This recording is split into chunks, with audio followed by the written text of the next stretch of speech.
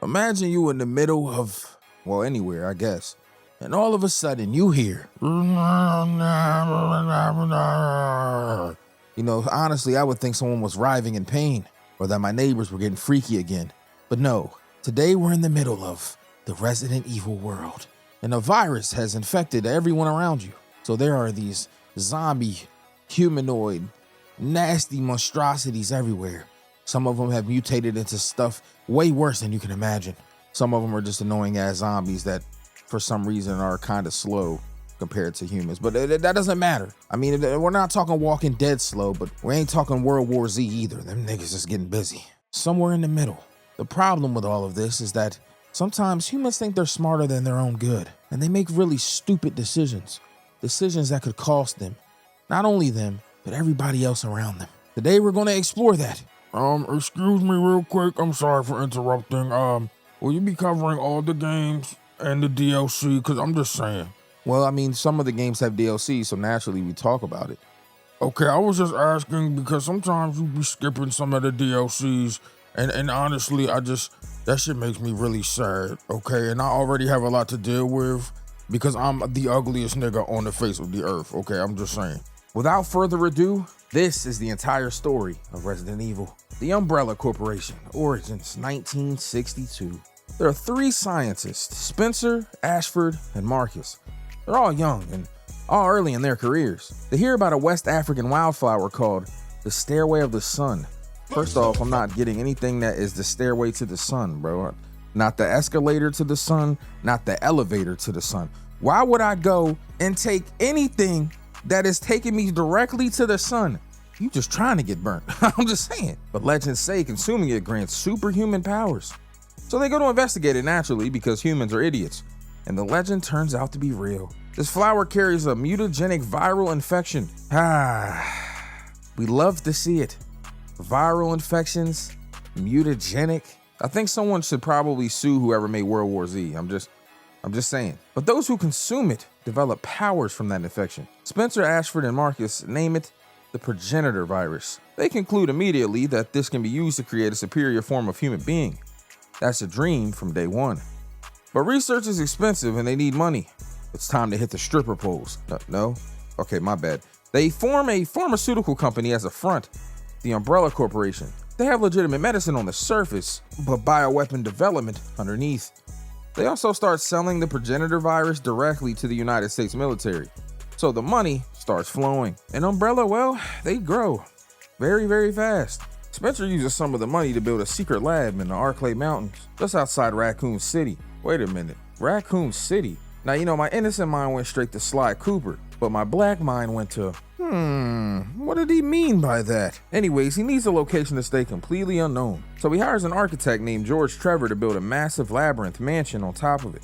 The mansion exists entirely to hide the lab underneath. To elaborate, it's full of secret passages, traps, and things that Scooby and the gang would probably get confused by. It's a perfect shell. Trevor finishes the job, and Spencer invites George Trevor, his wife Jessica, and their daughter Lisa to the mansion, supposedly to celebrate the work, but he has both of the parents killed. Can't risk them revealing the mansion's secrets. Lisa Trevor is taken captive and kept as a lab rat indefinitely. She never gets out. One of the quietest tragedies in the entire franchise. That bitch thought she was about to go have some ravioli. Ravioli, give me the formioli. She got there and got made into Master Splinter. In 1968, as Umbrella grows, the partnership between the three founders deteriorates.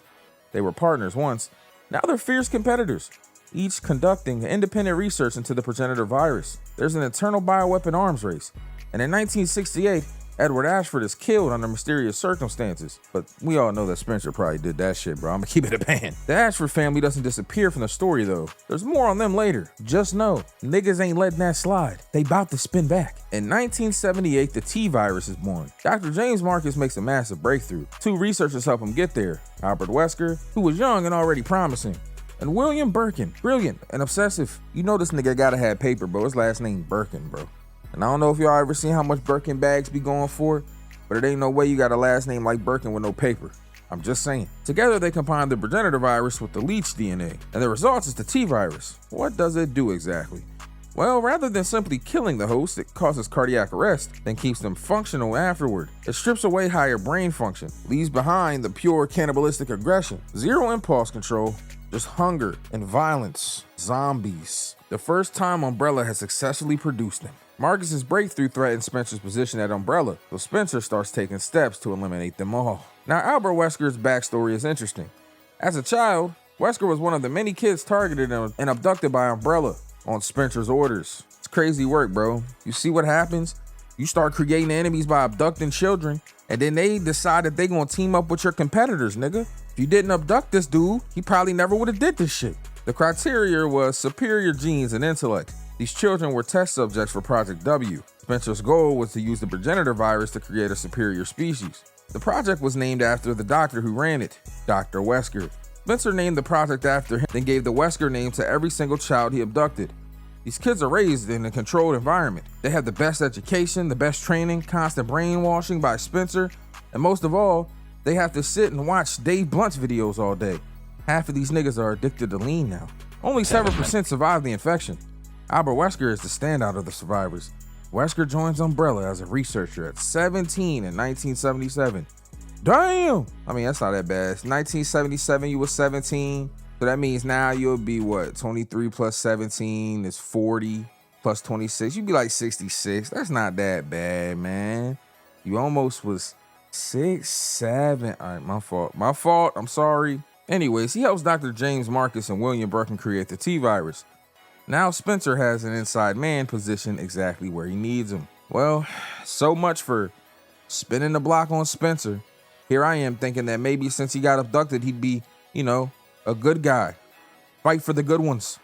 I mean, I don't think any of these guys are good ones, though. I mean, both of these other niggas made the T-virus, which turns people into zombies. So, they're terrible. But I'm thinking at least this nigga was gonna spin the block. He got abducted. Niggas be hoes, bro. I ain't gonna lie. Anyways, Marcus gets assassinated. Spencer orders Wesker and Birkin to assassinate him. And they do it without hesitation. Marcus is in the middle of experimenting with a queen leech injected with the T-virus when they kill him. After Marcus dies, the queen leech absorbs his body and absorbs all of his memories. The leech and the corpse essentially become one entity. The queen leech now believes herself to be the actual James Marcus. He has all his memories, all his rage, all his hatred for Spencer and Umbrella. That reanimated leech Marcus hybrid spends the next decade underground, formulating a plan for revenge. Waiting. After the assassination, Birkin steals all of Marcus's research and takes full credit. Spencer rewards him heavily. Birkin also gets access to Lisa Trevor as a test subject. Lisa is George Trevor's daughter, the one Spencer never let leave. Her body has been subjected to so many experimental compounds, she's become something else entirely.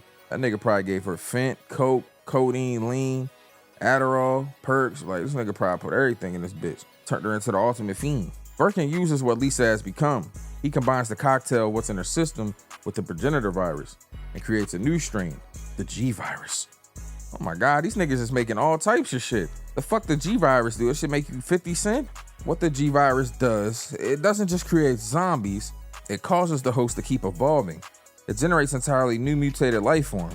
It can repair cells at a radical rate. It makes the host effectively unkillable through normal means while continuously transforming. The most dangerous thing Umbrella has ever produced. Spencer rewards Birkin by building a massive underground lab directly beneath Raccoon City called The Nest. He puts Birkin and his wife Annette in charge and gives them everything they need to keep developing the G-Virus. By 1996, Wesker is embedded inside the Raccoon City Police Department, specifically inside STARS, Special Tactics and Rescue Services, an elite division at the top of RPD's hierarchy. By 1998, he's captain of STARS Alpha Team. His official purpose is to keep STARS from looking too closely at Umbrella or Spencer's work. His actual situation is far more complicated. Wesker has realized Umbrella's illegal activities are too extensive to stay hidden forever. The company is going to collapse, and he needs an exit. A rival company known only as the Organization approaches him. They'll protect him and give him a new position if he walks out with Umbrella B's weapon embryos and delivers them. Wesker agrees. Didn't take too long for him to switch up. Niggas offered him a max contract somewhere else. He said, all right, I got you. All I need you to do is steal their best thing and bring it to us, all right? I can do that, man. All I gotta do is walk in that bitch, act like everything's sweet. You know what I'm saying? Then I can just take that shit. I don't like the way you said you could take that shit. Hey, yo. He extends the same offer to Birkin and tells him to come with him.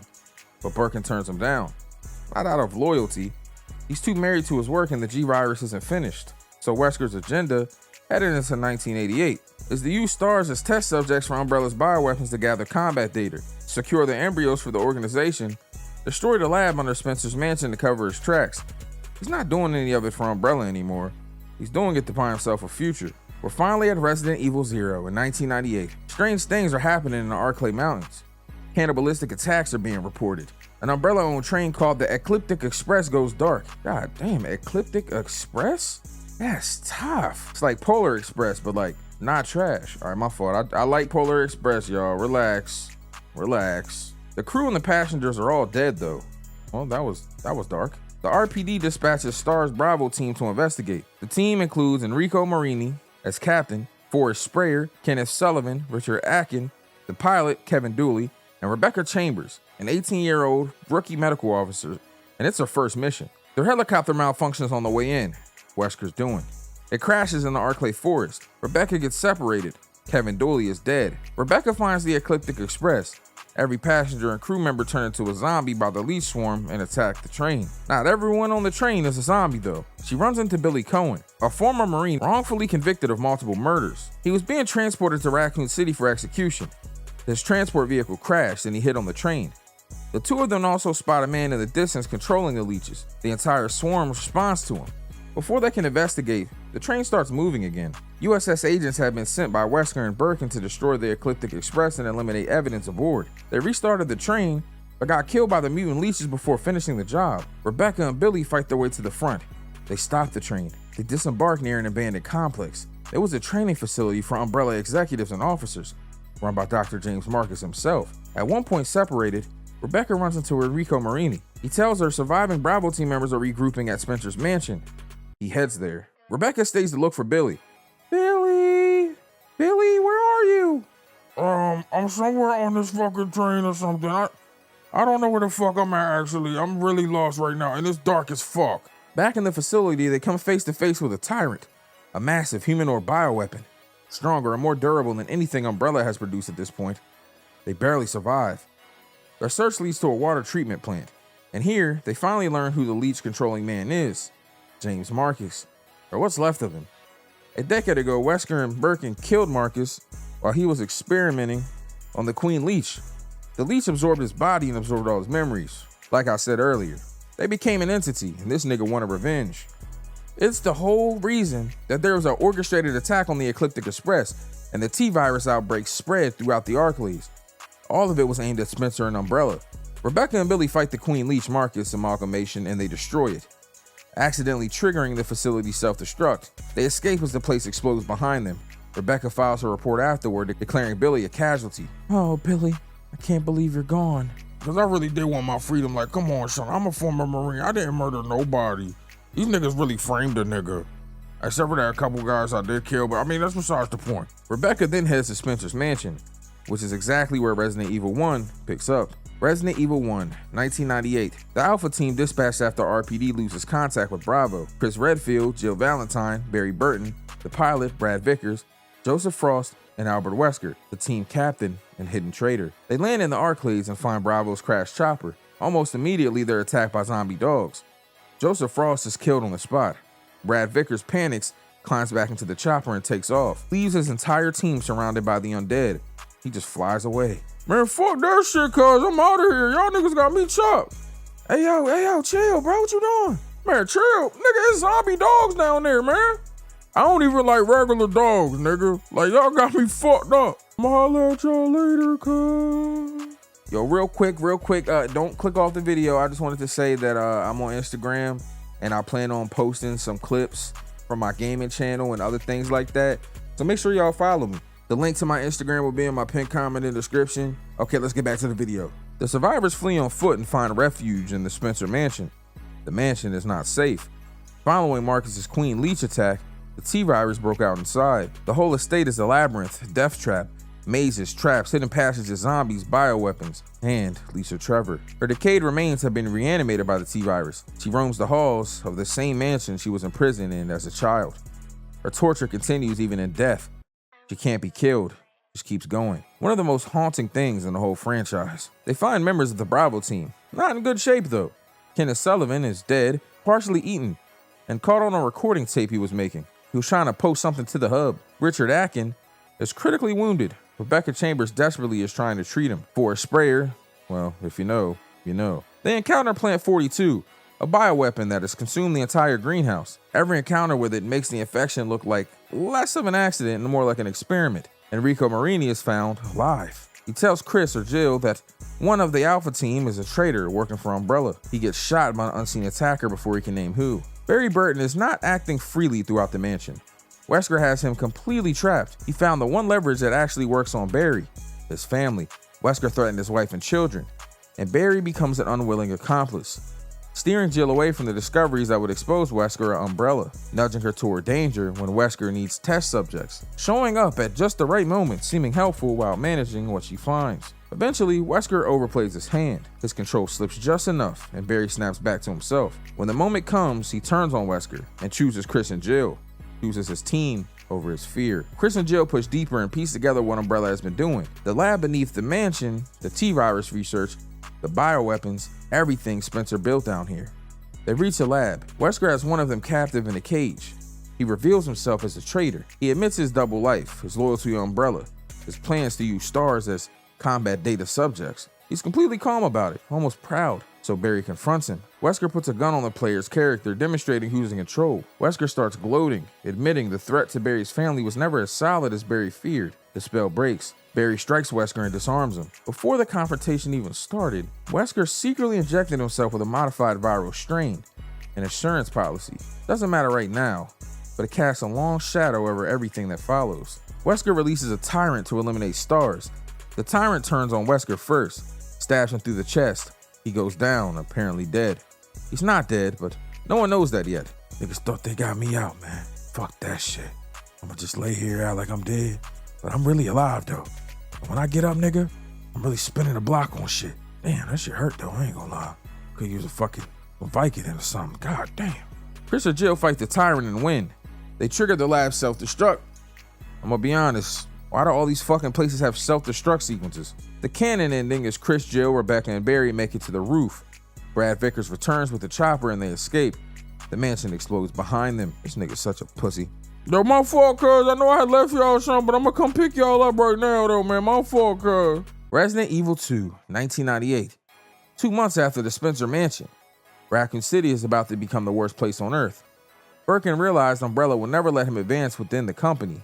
He's just a resource to them. So he contacts the United States military and plans to sell them the G-Virus. Umbrella finds out before the deal closes and sends a USS squad led by Hunk to the nest. The mission, bring Birkin in alive and confiscate all G-Virus materials. In the struggle, Birkin is shot and left for dead. The USS squad leave with the G-Virus samples and T-Virus in the same case. Birkin isn't dead. He injects himself with the G-Virus before bleeding out. He hunts the squad through the sewers and kills virtually all of them. In the chaos, a T-Virus vial shatters on the sewer floor. The rats consume it. Those rats spread through the city's water supply. And that's how the outbreak starts. Not a dramatic attack, just a broken vial and some rats. Hunk survives and delivers the G-Virus sample to Umbrella's European division, confirmed in the 4th Survivor DLC. Leon and Claire. Leon S. Kennedy, the GOAT! He's a rookie cop and it's supposed to be his first day at RPD. Claire Redfield, Chris's younger sister, came to Raccoon City to find him. They meet at a gas station on the outskirts. The city's already overrun. They drive in together and get separated almost immediately. Both head to the RPD building. Used to be a museum, but now a maze full of corpses and zombies. The only person still functioning is Marvin Branagh, a police officer with a zombie bite. He helps them navigate before eventually succumbing to the infection. Leon finds Ben Bertolucci, an investigative journalist locked in a cell at RPD. Bro, what the fuck going on with these names, bro? What the fuck is this, Resident Evil or The Sopranos? I'm just saying. He's been investigating corruption within the police department. Mr. X, a tyrant sent by Umbrella to eliminate all witnesses. He crashes through Ben's cell wall and crushes his skull with his bare hands right in front of Leon. Then just starts hunting Leon through the entire building, relentlessly. Crashing through walls when necessary, he never stops. Hey, come here, bitch. Where you going? Man, yo, back up off me, cuz. No, fuck that. Come here, nigga. Let me talk to you real quick. Yo, all right, I ain't gonna lie. You built like Suge Knight, and I need you to calm down, nigga. Yeah, I'm really on that. I mean, shit, you said I'm built like Suge Knight, nigga. Welcome to death row. Claire finds paperwork in the Star's office. Chris left Raccoon City weeks ago. He's currently investigating Umbrella in Europe. Her reason for being there is gone now. He just needs to escape. She runs into Sherry Birkin, young, scared, and wearing a curious pendant. William and Annette Birkin's daughter. Claire just sees a frightened kid and immediately commits to protecting her. Shortly after, William Birkin attacks them. The G-Virus infected and already evolving grotesquely. Claire fights him off, but only barely. It keeps mutating across the entire game. Every encounter worse than the last. Then Brian Irons shows up, chief of RPD, serial killer, and deeply corrupt. He's been on Umbrella's payroll for years. He helped construct the nest beneath the Raccoon City. He also murdered Catherine Warren, the mayor's daughter, and was planning to preserve her course when the outbreak hit. Now he wants Sherry. He grabs her, takes the pendant, which is the key to the nest. He contacts Claire and says bring it to an orphanage if she wants Sherry alive. The orphanage was an Umbrella front built to quietly abduct children for experiments. Birkin attacks Irons at the orphanage and infects Sherry with the G-Virus, believing she'll be a compatible host. Irons is exploded from the inside by a G larva. Claire grabs Sherry, only a vaccine can save her, and heads to the nest. Meanwhile, Leon meets Ada Wong. She claims to be an FBI agent hunting the G-Virus samples for a government investigation into Umbrella. Leon agrees to help after witnessing the gun shop owner named Robert Kendo put down his own infected daughter before taking his own life. That moment breaks something open in him. Hey, yo. He and Ada descend into the sewers looking for the nest, and they run into Annette Birkin, who knows what Ada actually is. She attacks and shoots in a desperate bid to stop them. Ada helps him recover, and they find their way into the nest. Everything converges underground. Leon gets the G-Virus. Annette reveals Ada's true purpose. She's not FBI. She's a mercenary planning to sell G to the highest bidder. What isn't revealed yet is Wesker Center. Claire reaches the nest and finds a vaccine to save Sherry's life. Birkin then arrives, barely recognizable as anything once human. Multiple limbs, distorted mass. Nigga look like something from the Outlast trials. He kills Annette in the chaos. The nest self-destruct activates. Bro, I'm gonna be honest, bro. Can y'all come up with something more fucking clever than self-destruct? God damn, what are you, a fucking graveler? You a golem, nigga? An electrode? God damn. Ada falls into a gaping chasm, seemingly to her death. Hey, yo. But drops a rocket launcher to Leon on the way down. One last thing she can do for him. Leon uses it to fight Mr. X one final time, who has mutated into an even larger and more powerful form. He brings him down. Oh, so you gonna bring a fucking rocket launcher, bitch? Man, what do you want me to do, bro? Do you see the size of you, nigga? Kabloom. Kablow. You feel me? I'm just saying. Rest in peace, Mr. X. He got hit by a bazooka. Yeah, I think about him every time I hit the hookah. Kaboom. Kablow. Man, fuck you, bitch. Leon, Claire, and Sherry board an underground escape train. Birkin attacks one final time, mutated even further. They kill him for real this time, though, and escape Raccoon City. Both Leon and Claire determined to destroy Umbrella. Resident Evil Outbreak, 1998. It takes place a couple days after the T-Virus hits the water supply, before RE2's main events fully unfold. There's 8 playable survivors, each with their own story. Kevin Ryman, the RPD officer who applied to STARS twice and failed both times. Cindy Lennox, a waitress with basic first aid knowledge. Jim Chapman, a railway worker, a puzzle expert, and openly kind of a coward. A survivalist plumber with a rough past. George Hamilton, specialist surgeon at Raccoon General. Mark Wilkins, the former U.S. Army vet, now private security. Yoko Suzuki, former Umbrella researcher who worked directly under Birkin at the nest. As a child, she was involved in Umbrella experiments and even infected with the T-Virus at one point. That infection gave her higher resistance than most people. The experience was so traumatic, she had her memories repressed by Umbrella researcher Greg Mueller. She continued working at Umbrella afterward, gaining knowledge of bioweapons, including the Tyrant program. There's Alyssa Ashcroft, an investigative journalist, 5 years of career work, mostly focused on Umbrella. In 1993, she was investigating a private hospital in the Arklay Mountains, secretly funded by Umbrella. Her partner Kurt infiltrated as a patient and was killed by a zombified patient who was the hospital director's wife. Afterward, Alyssa's memories of the entire incident were suppressed, possibly by Umbrella itself. She kept working, kept covering Umbrella's adjacent stories, and kept getting her work discredited. Her entire career has been a battle against something that keeps erasing what she finds. Her daughter Grace Ashcroft is one of the 2 protagonists of RE Requiem. Alyssa was murdered at Renwood Hotel before the game begins. All 8 characters start at the Raccoon City bar where Cindy works. Zombies pour in almost immediately. Yo, somebody close the door, cuz. There's hella zombies out there. Man, I don't give a fuck about no zombies. They come in here, I'm about to smoke shit. Oh yeah, you on your own, bro. I hate niggas like you. You tough for nothing. Hey yo, open that back door up or something, man. I'm trying to get the fuck up out of Dodge. The cook ends up sealing the door before being killed. Bob, Mark's colleague, sustains a bite and shoots himself before he can turn. The group flees to the roof, then down the streets. The acting chief, Raymond Douglas, is trying to hold a barricade with police cars. They help him. The undead keep coming in volumes, and the barricade can't handle it. Douglas gets bitten. Before he dies, he tells them about a gas tanker nearby. They blow it up to take out a massive chunk of the horde. It's a large explosion. A large portion of the horde gets eliminated, and they escape through the city sewers. The Outbreak games cover multiple scenarios from there, each with their own horrors and reveals. Apple Inn is on fire on top of everything else.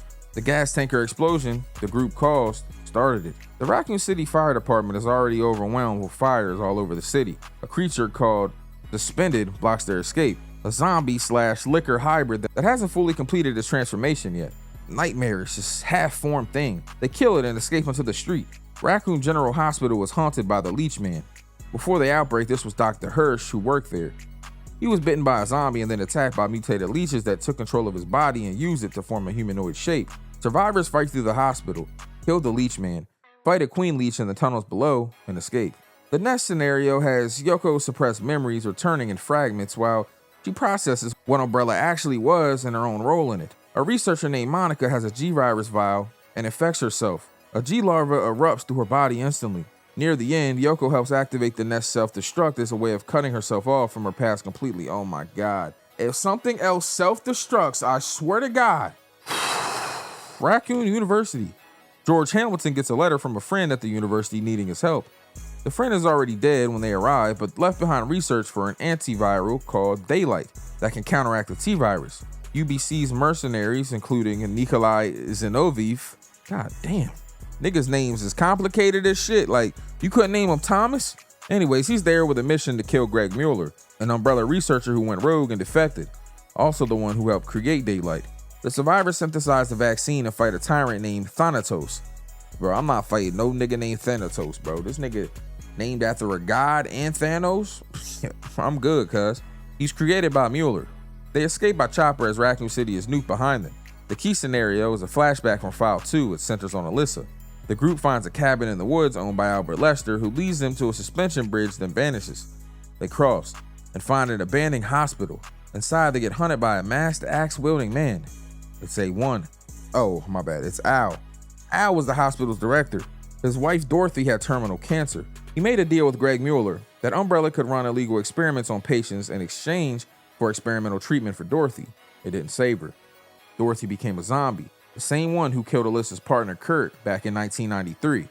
Al had a complete mental breakdown after this. He started nourishing a massive mutated plant that had overtaken the hospital, believing it was Dorothy. He put her actual body at the plant's core, led people to the hospital to feed it. Alyssa pieces the whole thing back together during this scenario and understands what happened to Kurt, what Umbrella did, what was done to her own memories. The survivors defeat the plant.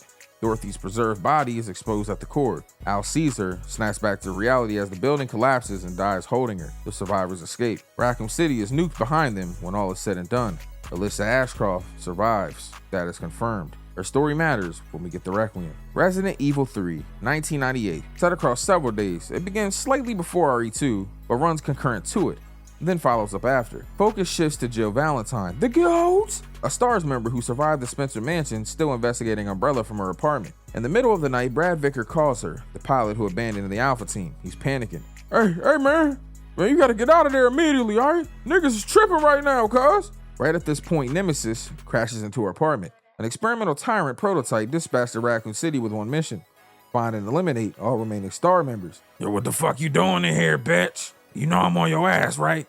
Well, I swear to God, I'm killing all y'all niggas.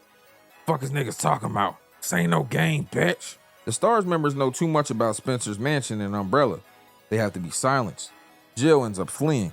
She finds Brad on the street. He's bitten by zombies and sacrifices himself to buy her time. Nemesis destroys the escape chopper on the roof, so Jill drives a car into Nemesis and goes off the roof with it. The car explodes, but Nemesis walks out of the fire. Carlos Oliveira rescues her with an anti-tank missile. He's UBCS. He claims they're here to help evacuate civilians, but Jill doesn't trust him, but has no other option. His squad, Nikolai Zinoviev, Tyrell Patrick, and Mikhail and Victor, they all plan to get Raccoon City subway trains running and ferry civilians out. Jill helps while being constantly hunted by Nemesis. What she observes along the way is Carlos generally wants to save people. Nikolai clearly doesn't. He has his own mission and they clash repeatedly.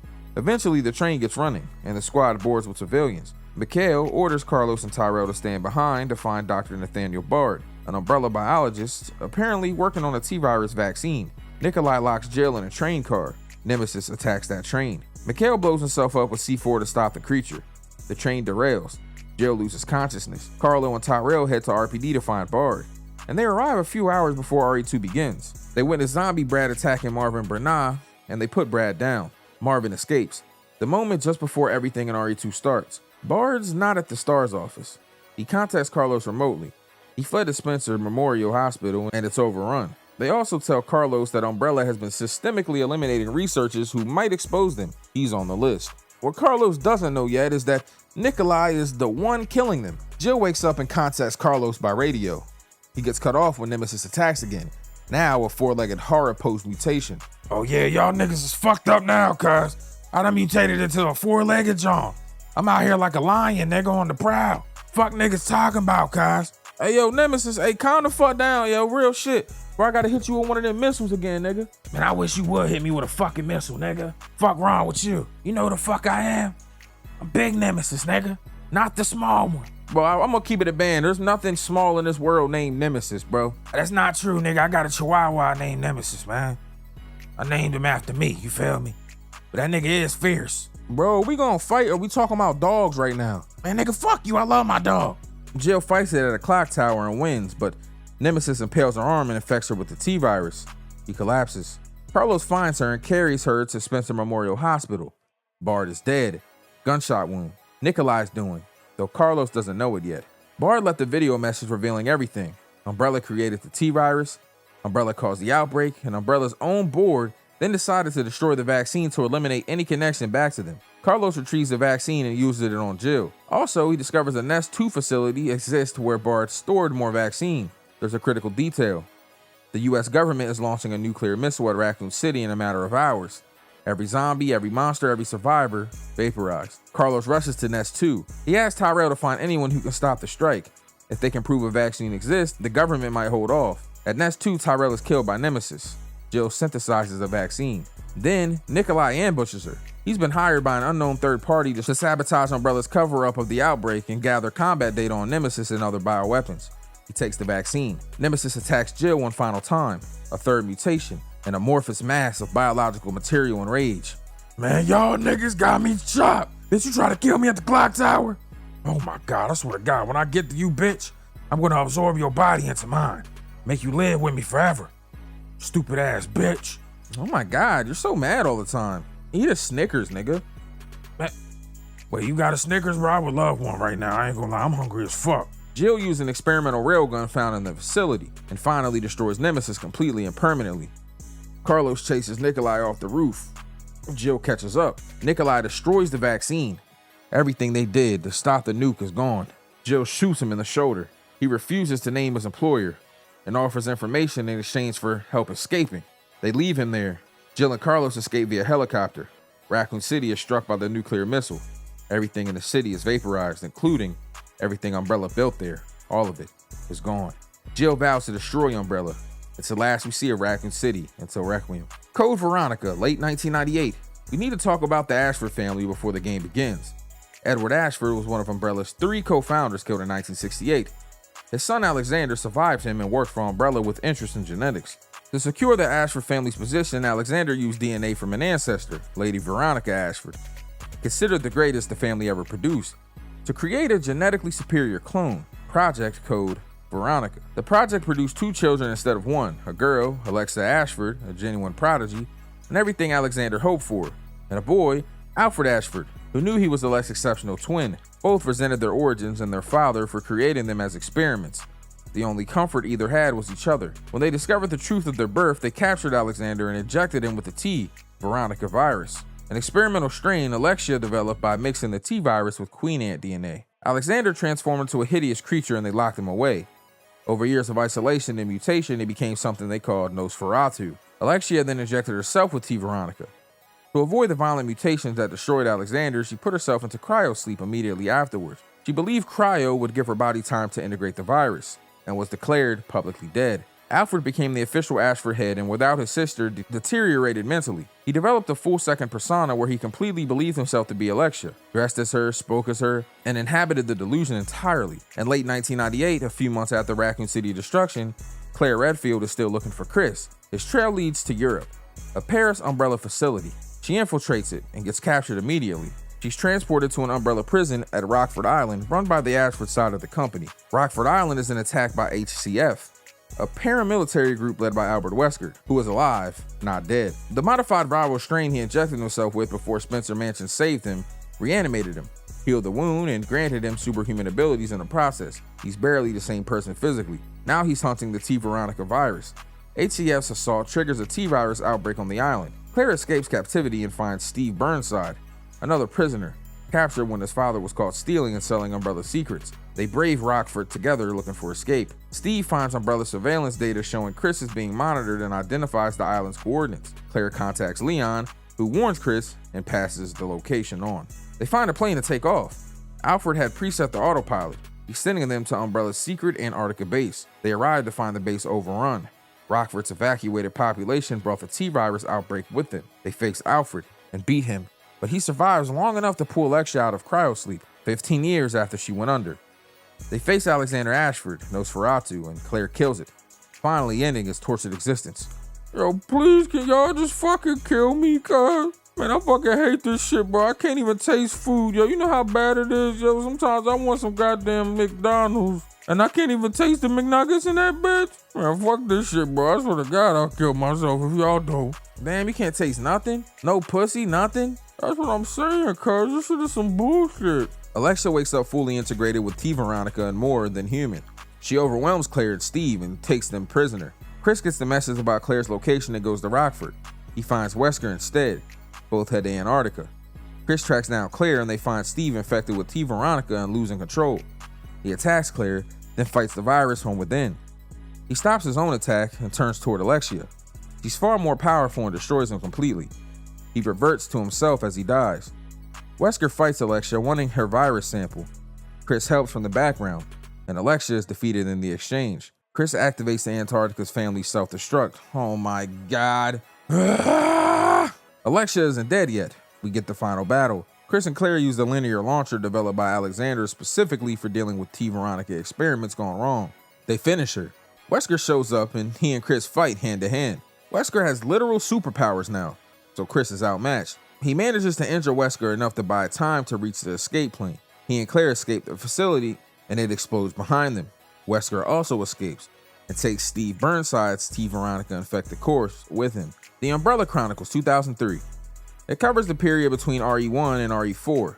Wesker survived Spencer Mansion because of the modified viral strain he injected beforehand. But like I said, he's something else now. Umbrella relocated their core computer, the UMF-013, to a secret facility in the Caucasus region. This computer runs an AI called the Red Queen. It contains all of Umbrella Corporation's data, every experiment, every illegal program, everything. The UBCS commander, Sergei Vladimir, oversaw the move. He also relocated Talos, a T-011 Tyrant with full armor plating and remote control capability via the Red Queen. It's a tyrant designed to command other tyrants. In 2003, there's strange incidents at the Caucasus facility.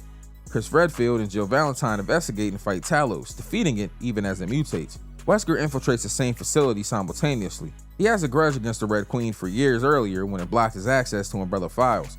He bribes an employee to cause a T-virus outbreak inside, and uses the chaos to bypass the Red Queen's security and reach the UMF-013. Sergei sends his two personal bodyguards, tyrants, the Ivans, after Wesker. Wesker destroys both without a scratch.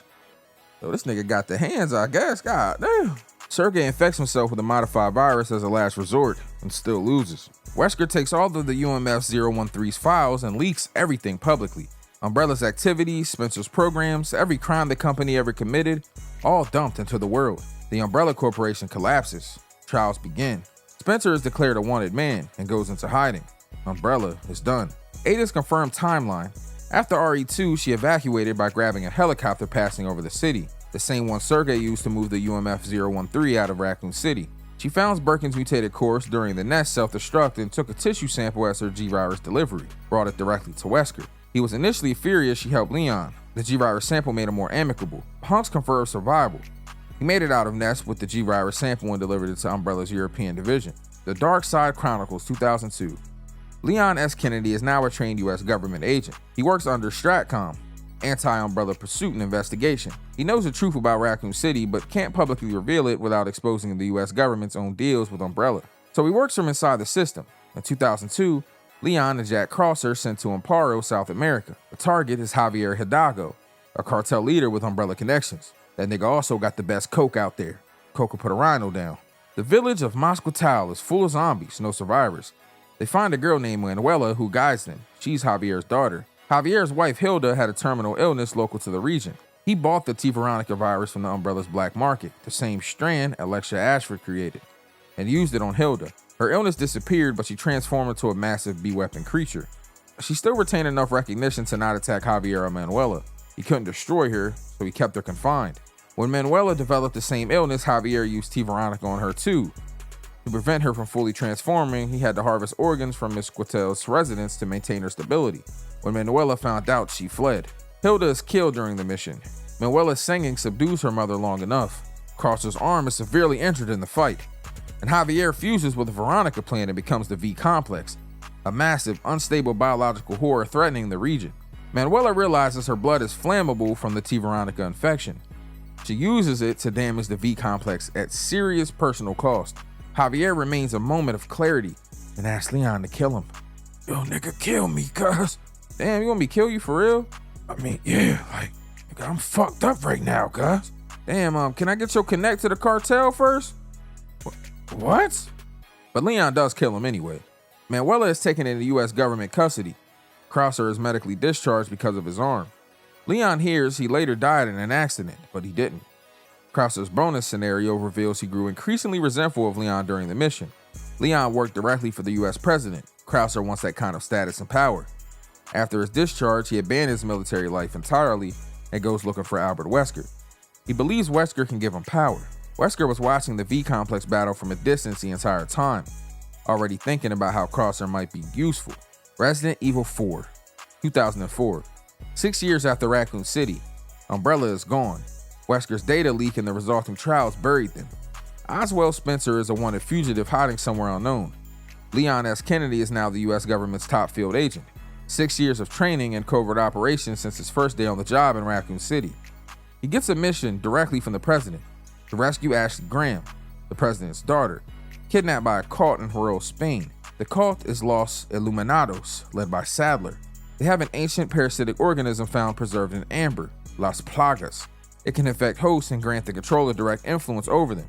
Sadler's goal is to infect Ashley and send her back to infect her father, to control the president of the United States. Jack Crosser is working with the cult, hired through Wesker's connections. He was the one who kidnapped Ashley and brought her to Spain in the first place. Ada Wong is also in Spain working for Wesker. Her mission is to steal an amber sample of Las Plagas and deliver it.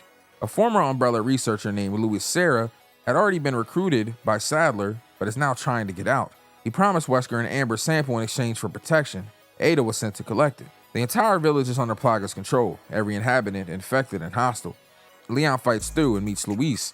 They get captured briefly and escape. Leon rescues Ashley, but she's already infected with Plaga, same as him. The village chief Berezi Mendez pursues. Leon fights and kills him in an abandoned warehouse. Leon keeps encountering Ada throughout. She helps when it's useful, deflects every question about her real purpose, and is playfully batting away what she knows he knows. Ramon Salazar, loyal to Sadler, recaptures Ashley. Leon fights through his castle, kills a heavily mutated Salazar, but Crosser has already left for a nearby island with Ashley. Luis finds Leon again and tells him about his lab on the island. A procedure there can remove the Plagas before they fully take control. They head there, but Crosser intercepts, stabs, and kills Luis.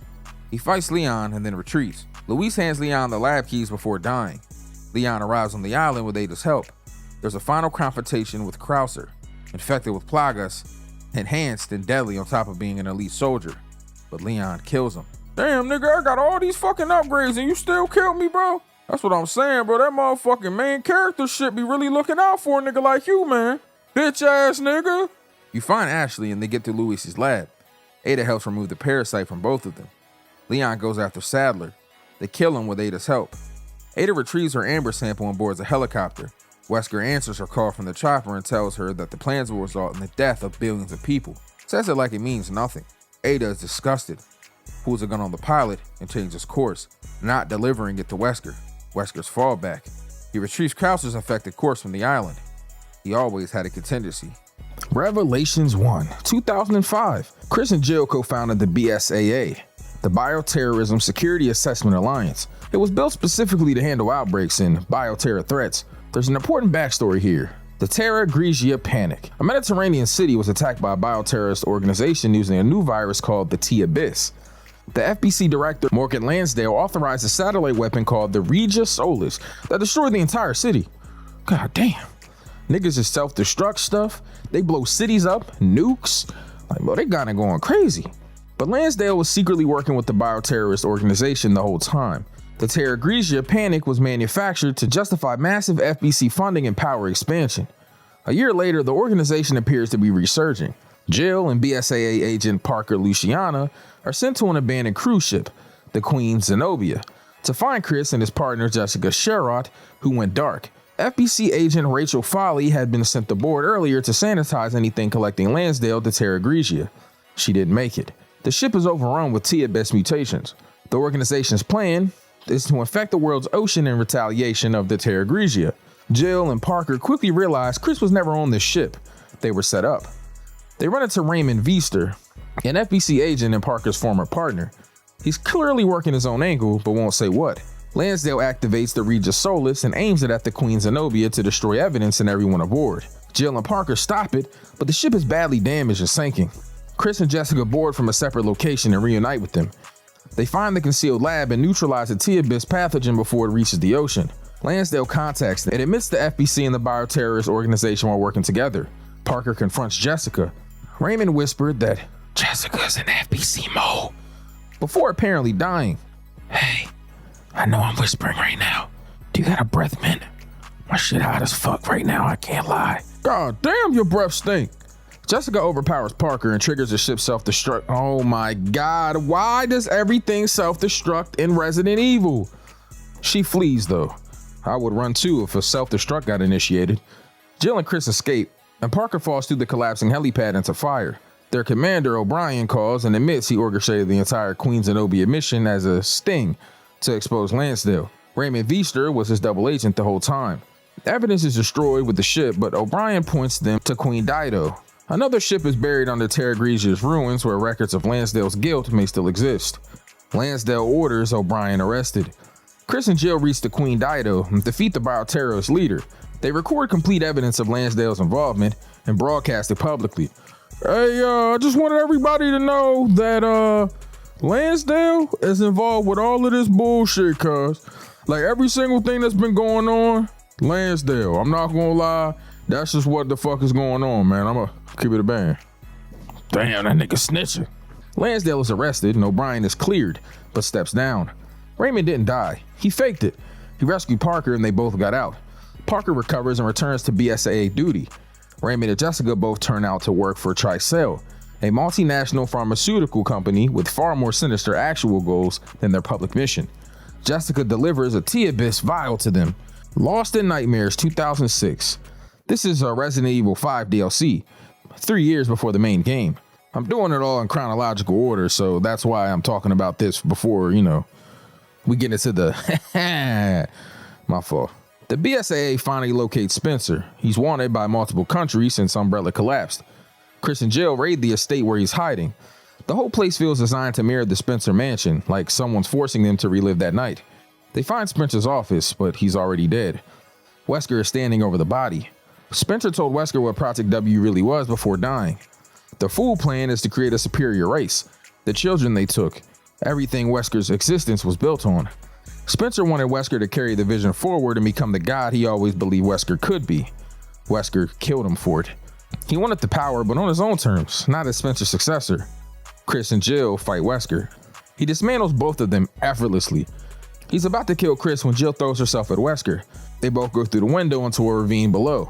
No body's recovered. The BSAA declares both missing and presumed dead. Chris refuses to accept Jill is dead and spends 3 years searching. Ain't no way that bitch dead, man. I'm about to go find that pussy, cuz. Can't believe this bitch, bro. Like, she real life gonna die on me, cuz. Resident Evil 5. Chris and BSAA agent Shiva Alamar in West Africa in the Kijuju Autonomous Zone. They're investigating bioweapon smuggling, targeting black market arms dealer Ricardo Irving. They land in a village that would have been their contact point, but it's already overrun. All of BSAA Alpha Team is dead. They're killed by something new connected to a virus called Ouroboros. They link up with the Delta team led by Shiva's former mentor Josh Stone. In Delta's team bioterrorism data, Chris finds a recent photograph of Jill Valentine, 3 years after her presumed death. She's alive somewhere in West Africa. A mysterious hooded figure helps Irving escape their pursuit, nearly wiping out the Delta team. They corner Irving again, but he injects himself with a parasite and mutates into a grotesque horror, so they kill him. Man, what the fuck? I told y'all stop playing with me. I told y'all stop playing with me. The lights down. That was them filling this nigga with a bunch of hoes. Did that nigga absolutely greasy. His last coherent words named Excella Gion, head of Tricell's African division, as the real operator. He points them towards a cave. Inside the cave, the Stairway of the Sun. The West African wildflower from 1962 is still growing. The origin of the progenitor virus, the root of every bioweapon Umbrella ever created. Tricell has set up an old Umbrella facility here. They find rows of human test subject containment pods.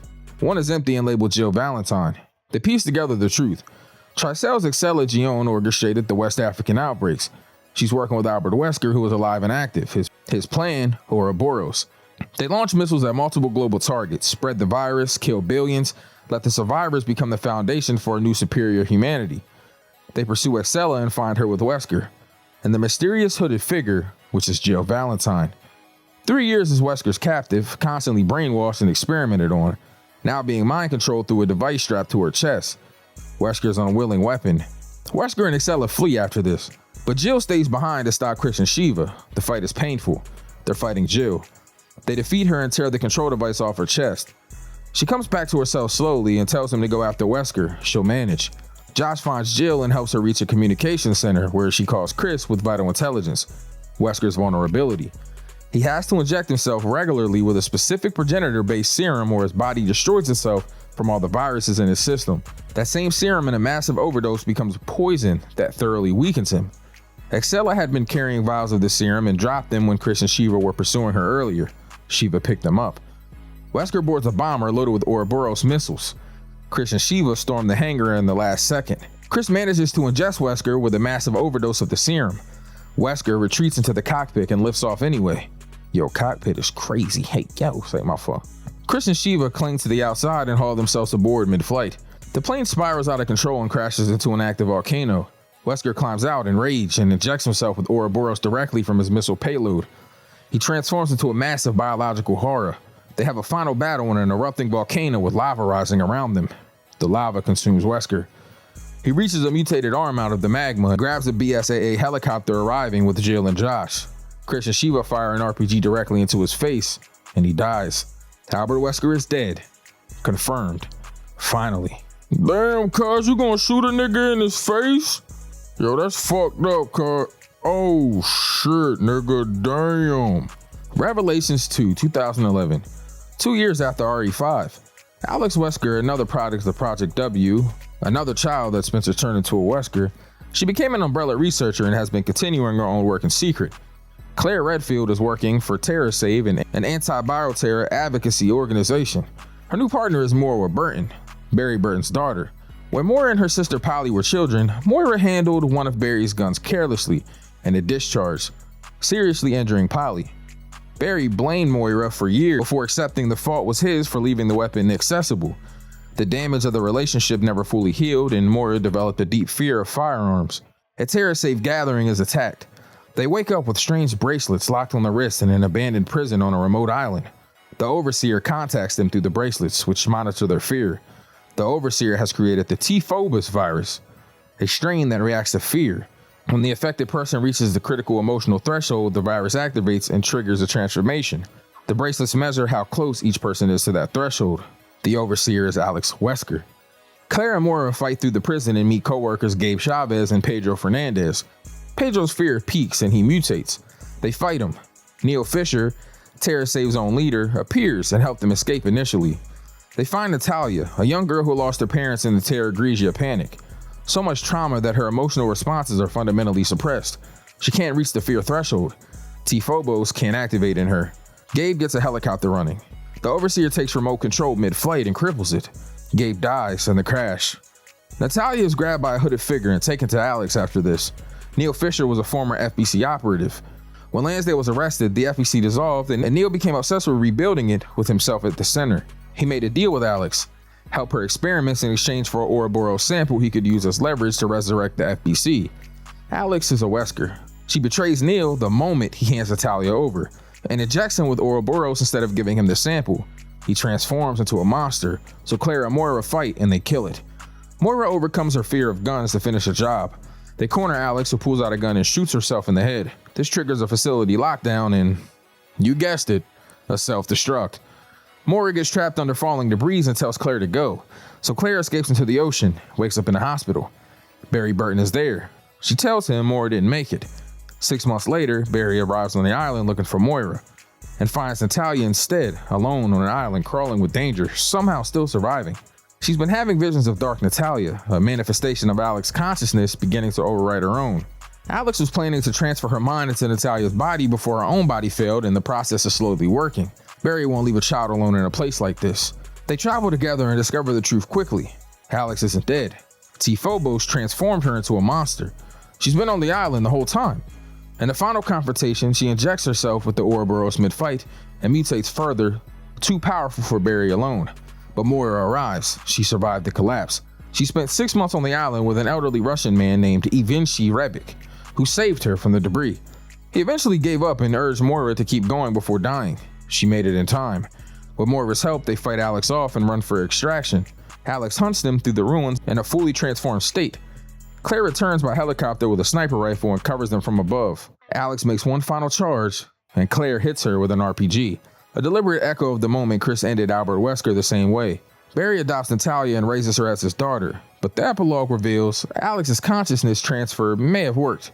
Her mind appears to be slowly overtaking Natalia's, left unresolved. Resident Evil 6, 2013. 4 campaigns, messy, low overall impact on the main storyline. The developer has since walked away from most of these plot threads. It's worth knowing though for completeness. Eastern Europe, late 2012. The nation of Edonia is in a bioterror outbreak. A mysterious woman distributed a supposed nutritional supplement that was actually the C virus. Almost everyone transformed. Jake Mueller is a young mercenary who took the supplement and didn't transform. He's completely immune because he's Albert Wesker's son, and he didn't know. There's Sherry Birkin, the same Sherry from RE2, now a trained DSO operative. She finds Jake because his antibodies are the key to a potential vaccine. A creature called Ustanik is deployed specifically to hunt Jake. Chris Redfield is also in Edonia, containing the outbreak, and helps Jake and Sherry reach a helicopter. Ustanik damages it. They fall, then they're captured by Neo Umbrella and held for months. The woman running Neo Umbrella operations, who looks like Ada Wong, is Carla Radames. I know I might be butchering some of these names, bro. Please bear with me. Real shit. Because unfortunately, I haven't played all these games. I've only played RE1, 2, 3, 4, and then 7 in Village, I think. So I haven't played 5 or 6. None of the DLCs and none of the side games. And I haven't played the new one yet. So, bear with it, nigga. You feel me? Neo Umbrella's lead research worked for Derek Simmons, the US President's National Security Advisor. Simmons has been obsessed with Ada Wong for years. When he couldn't have Ada, he had Carla kidnapped and injected with a C virus treatment mixed with Ada's DNA and forcibly reshaped into Ada's appearance. After years of it, Carla's original personality is reasserting itself. She no longer wants to serve Simmons. She wants to destroy him and the family, the secretive power block that has manipulated global events from the shadows for decades. 6 months later, in mid-2013, Leon is protecting President Adam Benford, who plans to publicly release classified information about Raccoon City. The C virus hits the city of Tall Oaks. Benford gets infected, and Leon has to shoot the zombified president. Secret Service agent Helena Harper tells Leon that Simmons orchestrated the Tall Oaks attack and was behind Raccoon City's destruction in 1998. Her sister Deborah was being held by Simmons as leverage. They arrive too late. Deborah has been experimented into a monster. They fight and kill her. Ada Wong appears, the real one though, and fills Leon in on Simmons and the family. Simmons publicly frames Leon and Helena for the president's death and head to Langxing, China, where another outbreak is unfolding. Tall Oaks is destroyed behind them, just like Raccoon City. In Langxing, everyone converges. Jake and Sherry escape Neo Umbrella captivity and run into Leon and Helena. They exchange information. Simmons is behind everything. Jake's blood is the vaccine's key. Leon, Helena, Chris, and Piers all encounter Carla. Chris nearly executes her thinking she's Ada, but Leon stops him. Carla escapes. Simmons mutates from the C-virus mid-confrontation into a massive dinosaur-like horror. This nigga out here thinking it's Jurassic Park? Like, calm down, cuz. Jake and Sherry get recaptured by Neo Umbrella forces, while Leon and Helena fight Simmons back. Carla launches a C-virus missile over Langxing before being killed by Ada. The city is blanketed in virus gas. Simmons is eventually killed for good by Leon and Helena with Ada's help. Ada takes Carla's research and destroys it completely before disappearing. At an undersea Neo Umbrella facility, Chris and Pierce extract Jake and Sherry, a creature called Hayos, capable of propagating the C-virus across the ocean if its surfaces attacks. Pierce injects himself with the C-virus and uses the transformation to destroy Hayos, then forces Chris into an escape pod. He destroys the facility with himself still inside. Jake gives Sherry a blood sample. A vaccine is synthesized and the C-virus threat contained. Resident Evil 7 Biohazard, 2017. It's a soft reboot, new protagonist, new setting, no established RE character at the center. Ethan Winters is a completely ordinary civilian. His wife Mia disappeared 3 years ago on what was supposed to be a routine babysitting job. Then nothing, presumed dead. He gets a message from her, she's alive, and tells him to come to the Baker residence in Dalby, Louisiana. The property is covered in dead animals, the mansion is rotting. Ethan finds Mia, but she's wrong. Distant, rambling incoherently, drifting in and out of awareness. Then she shifts entirely and attacks him with superhuman strength, and drives a screwdriver through his hand and slams him into walls relentlessly. He's forced to shoot her down. An old man ambushes him from behind, and Ethan goes unconscious. He wakes up tied to a chair at a dinner table with the Baker family around him. Jack Baker, the man who knocked him out, Margaret Baker, Lucas Baker, and an old woman in a wheelchair. They're eating human flesh and want Ethan to join them. The doorbell rings and everyone leaves, so Ethan runs. He gets a call from Zoe Baker. Unlike the rest, she's calm and coherent. She explains that the family is infected with a mold that warped their minds and granted them disturbing regenerative abilities.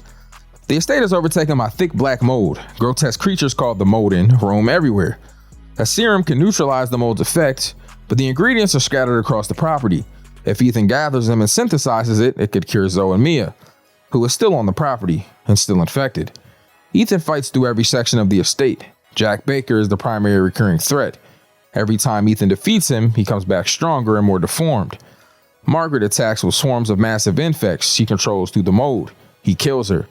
Lucas captured both Zoe and Mia and forces Ethan through a sadistic gauntlet, lethal traps and puzzles. Ethan survives everything. Lucas escapes before a confrontation. Jack comes back one final time in the most mutated form. Ethan uses one of his 2 serum doses to put him down. 1 dose left. Ethan has both Mia and Zoe and 1 dose of serum. The canon choice is to use it on Mia. He came to Dalby to save his wife. They escape in a boat, and Ethan promises to send help back for Zoe. The boat reaches the wreck of a ship called the Annabelle in the swamps. The molded attack, and the boat is destroyed. Ethan is captured. Mia wakes up alone on the wreck, and here the real answer comes. Mia is not a civilian. She works for a covert organization called The Connections that specializes in developing bioweapons. They engineered a new weapon, something that could produce the black mold and all the creatures born from it. It could also exert psychological control over targets. To make it easier to transport, they packaged it as a child, designation E001, named Evelyn. Evelyn is not stable and requires constant chemical maintenance to maintain her appearance as a normal child. Her mental state is deeply unstable. She fixates on having a real family, not as an emotional want, but as a literal compulsion. She forces bonds and obedience through her abilities when the reality doesn't match what she wants. Mia's job before disappearing was escorting Evelyn to a connections lab in Central America aboard the ship Annabelle. The same wreck Ethan just found. A hurricane hit during the transport though, and Evelyn's powers erupted. She killed the entire crew, but kept Mia alive because she wanted a mom. The Annabelle crashed in Dalby, Louisiana. The Baker family found the wreck and took Evelyn and Mia in, completely unaware of what Evelyn was. Evelyn turned her powers on the entire Baker family, drove them insane, and forced mutations through mold infection. The Daughters DLC shows exactly how it happened. Jack put Evelyn in Lucas's room, power goes out, she disappears, and the family loses their minds one by one in rapid succession. Margaret finds herself rambling in the bathroom and Jack stabs himself like it means nothing while trying to control her. Lucas gets dragged away. Zoe finds Mia's letters explaining the truth about Evelyn, turns around and Evelyn is right there looking at her. Zoe loses consciousness and wakes up at a dinner table with Evelyn calling her sister. Because Zoe knew the truth, she partially resisted the control and spent years watching her family collapse completely in real time, powerless to stop it. The Bakers and the Band footage DLC. Clancy Jarvis, a cameraman from the Sewer Gator documentary crew that appears throughout the VHS tapes in the game. He and two colleagues came to the Baker estate for a haunted house documentary shoot. His colleagues were killed immediately by Jack. Clancy was dragged into a processing pit and forced to scavenge weapons, make traps, and try to outlast Jack and swarms of mold until morning. Margaret took him next, caged him in the master bedroom, and kept bringing mold-laced meals trying to infect him. He escaped through a concealed passage beneath the bed. Lucas caught him immediately and chained his hand to a finger guillotine opposite another captive called Hoffman. He forced him through escalating games. They had finger losses, rising electric shocks, a closing buzzsaw. Clancy survived everything Lucas designed, but ultimately died in one of Lucas's barn death traps, confirmed later. Lucas's situation is like this. The Connections contacted him after Evelyn arrived, immunized him, brought him in as an informant in exchange for observation data on Evelyn. Lucas was never actually infected, just pretended to be, playing along while secretly working for the people who created Evelyn.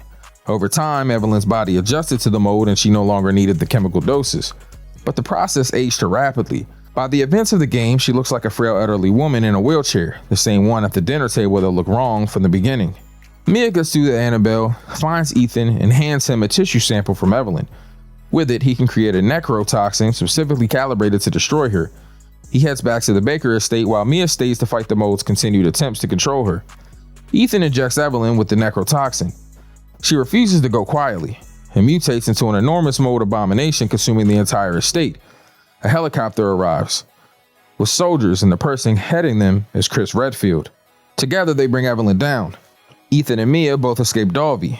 The Not a Hero DLC. Chris is working with Blue Umbrella, a private military organization created to contain bioterror incidents and clean up Umbrella's legacy. His personal target, Lucas Baker, who severed all Connections ties and was auctioning his mold research to an unknown buyer. Chris tracks Lucas down and kills him before the safe closes. End of Zoe DLC. Zoe Baker is found by Joe Baker, Jack's hermit's brother who avoided the infection. Joe tries to cure Zoe and fights, and finally kills Jack Baker, who is still out there, even more mutated now, called the Swamp Man. Chris delivers the cure, Zoe recovers, and thanks Ethan for keeping his promise. And now we're at Resident Evil Village 2021. Several years after the Baker estate incident, Ethan and Mia are in witness protection under BSAA supervision, isolated in a remote house in Eastern Europe. They have a baby daughter, Rose. The public story about the Dalby is a gas leak and explosion, nothing about the mold or Evelyn or the Connections. One evening, the Hound Wolf Squad breaks in, led by Chris Redfield. He shoots Mia dead in front of Ethan. Ethan is overpowered and Rose is taken. He wakes up in an overturned transport vehicle, the BSAA bodies everywhere. Chris gone, Rose missing. He presses forward through snow into a remote mountain village. There's lichens, aggressive wolf-like creatures. They roam everywhere. He finds a small surviving group of villagers and gets brief information. They're killed. The village is ruled by Mother Miranda, who is governing through 4 lords. Alcina Dimitrescu rules from a massive Gothic castle above the village. Vampiric figure with enormous strength. Has 3 daughters with similar abilities. Has been told to keep Ethan alive for an upcoming ritual, but doesn't particularly care. Carl Heisenberg runs a factory on the outskirts and can manipulate electromagnetism with precision. Building an army of mechanical creatures, secretly, he resents Miranda for burdening him with his abilities. He has his own agenda. Donna Beneviento, haunting and silent presence, controls hallucinogenic flowers across her estate that trap victims in personalized nightmares that feel completely real. And Salvatore Moreau oversees the village reservoir, deeply unstable and can mutate into a massive grotesque fish-like creature. Ethan heads to Dimitrescu's castle where Rose is believed to be. Heisenberg intercepts and knocks him unconscious with a demonstration of power. He wakes in a cavern with all 4 lords, Mother Miranda and a crowd of Vikings debating what to do with him. Miranda lets Heisenberg proceed and throws Ethan into a gauntlet of traps and Vikings for their entertainment. Ethan survives and escapes. He meets the Duke, an eccentric merchant who supplies him throughout the game. At one point, Dimitrescu chops off one of Ethan's hands. He reattaches it with first aid and medication. A moment that raises questions, and it doesn't fully answer yet.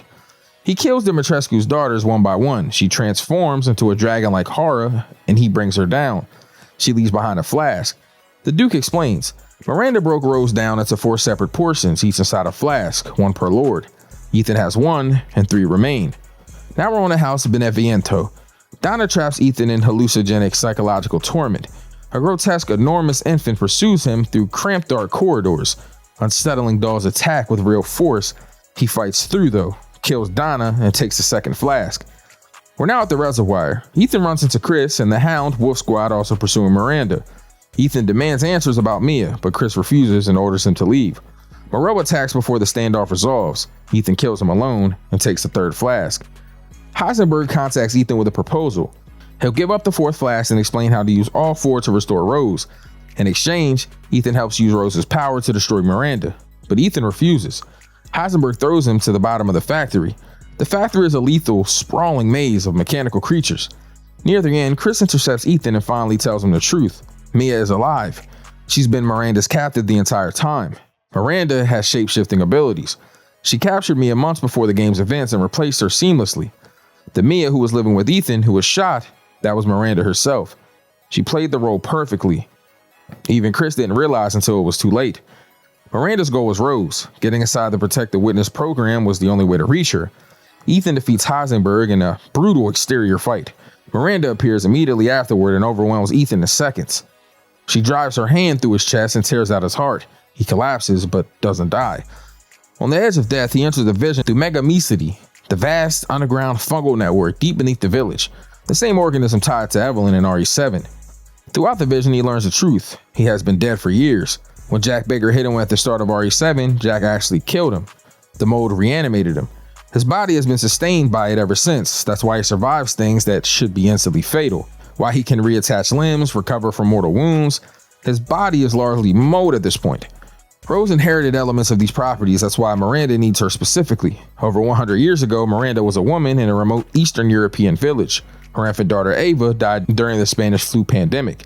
Overcome with grief, she went to a cave to end her own life, and instead found the Megamycete, a massive underground fungal super colony, the same organism that later became Evelyn in RE7. The Megamycete retains fragments of the consciousness of those absorbed into it. Ava had been buried near the cave. Her trace remained inside the network. Miranda became convinced that the Megamycete could resurrect Ava, devoted the next century to studying it, and gained extraordinary abilities including shapeshifting. They began trying to create a suitable vessel for Ava's return. The 4 lords were all attempts, each given extraordinary abilities, but none right for Ava. At some point, Miranda was contacted by the Connections and collaborated on the mold research. This collaboration produced Evelyn. Miranda got research advancements toward her personal goal. The Connections got a weapon. It's also revealed in the 1950s that Miranda began collaborating with Ocel Spencer. Spencer's exposure to her research and understanding the mold sparked his obsession with bioweapons and the superior human breed. Miranda's research is literally the root of Umbrella Corporation, the T-Virus, and everything that followed. She's the source of the entire franchise's main horror. After a century of failed attempts, Miranda identified Rose as the ideal vessel. Rose's inherited mold properties make her the closest thing to Ava Miranda could ever produce. Chris's squad set a demolition charge on the Megamycete. Ethan wakes up in the Duke's cart and gets dropped near Miranda's ceremony location. She's already reverted Rose to infant form and begun the ritual. The final fight, brutal and prolonged. Miranda is far stronger than anything Ethan has faced, but he wins anyway. He reaches Rose, gathers her, his strength fails completely. His body is breaking apart. He gives Rose to Chris and orders the squad out. He stays behind to ensure the Megamycete charge detonates. Chris and the Hound Wolf Squad evacuate by helicopter with the real Mia aboard. She begs them to turn back for Ethan. No time, no safe way. The explosion fires and the Megamycete is destroyed. The village is consumed. Ethan is gone. Before they leave, one of Chris's soldiers shows them the body of the fallen BSAA agent, visibly zombie-like. The BSAA had been deploying B-weapon soldiers in the field. Someone authorized it. Chris is furious and orders the squad to BSAA's European headquarters. This threat is left completely unresolved, heading into Requiem. Well, guys, thank you so much for watching the video. Whew. It's I ain't gonna lie, Resident Evil is a lot, bro. I learned a lot. Mostly that they self-destruct everything, but also fuck that Wesker guy. He's a fucking douchebag. I also learned that my boy Leon is really the GOAT. Also, Jill Valentine's really cool. I like her a lot. Chris Redfield's cool as fuck. I don't know, man. I'm trying to think. Those are probably my 3 favorite people. Jill, Leon, Chris. Ethan's cool too. You know what I mean? And I do remember playing 7 in Village. And that nigga Ethan, bro, I ain't gonna lie. He do be putting in pain. Like, for real shit. Like, he be putting in that pain. Y'all let me know in the comment section down below, like, who y'all favorite people is, man. Because I'm just curious.